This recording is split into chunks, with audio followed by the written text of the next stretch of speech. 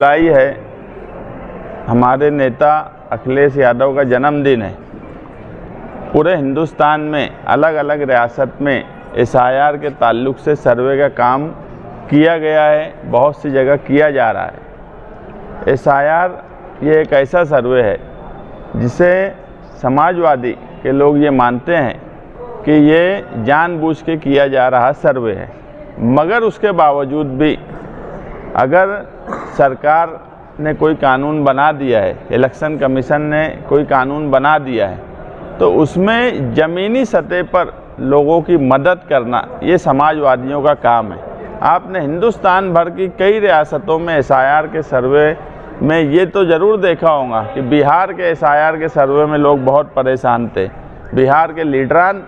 उस पर बहुत बात कर रहे थे, बंगाल में भी यही हुआ, इसी तरह कई रियासत में हुआ। मगर मुल्क की सबसे बड़ी रियासत यूपी,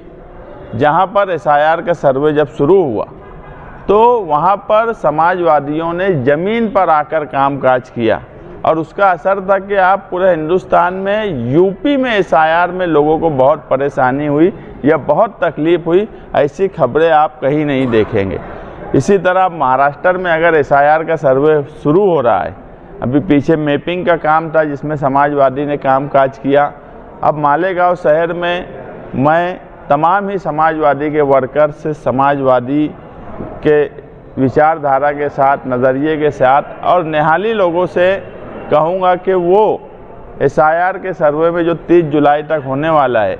लोगों की मदद करें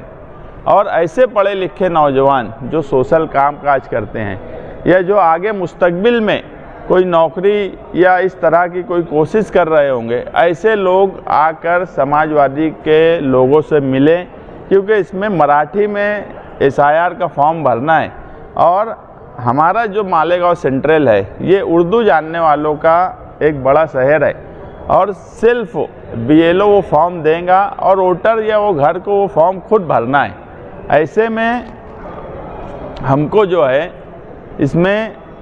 लोगों की मदद लगेंगी, मराठी जानने वालों की मदद लगेंगी और हम ऐसा चाहते हैं कि एसआईआर के सर्वे में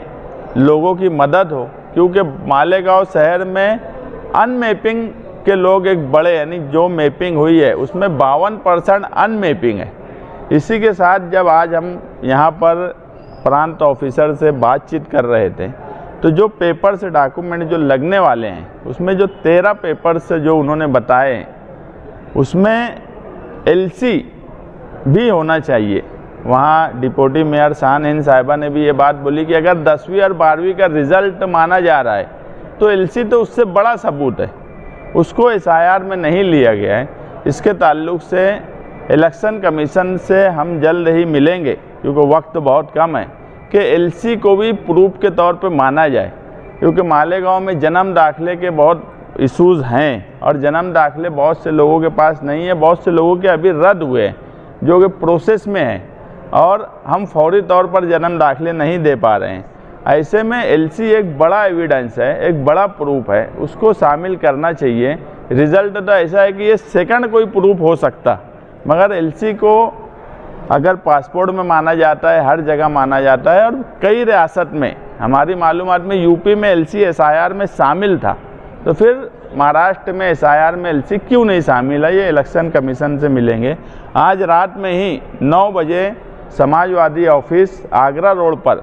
एक मीटिंग बुलाई गई है पार्टी के जिम्मेदारान की, और मैं शहर के सोशल कामकाज करने वालों से भी गुजारिश करूंगा कि वो उस मीटिंग में आए। ये काम सबको मिलजुल कर इत्तेहाद के साथ हमको करना है, क्योंकि अगर 30 जुलाई तक ये फॉर्म हम जमा नहीं किए और फॉर्म बहुत सही तरीके से भरने का जो सवाल है, इसके लिए हमको ज़रूरत पड़ेगी मराठी जानने वालों की। तो ऐसे लोगों की एक टीम बनाना और शहर भर में लोगों की मदद करने के लिए हम आज मीटिंग बुलाए हैं और उसके बाद, आज की मीटिंग के बाद शहरियान के लिए समाजवादी की तरफ से एक गाइडलाइन जारी की जाएंगी कि वो कैसे पहले से किस तरीके से तैयारी करें, फ़ोटो खिंचाने की बात हो, क्या पेपर लगने वाले हो, ऐसी एक गाइडलाइन आज रात में जारी की जाए।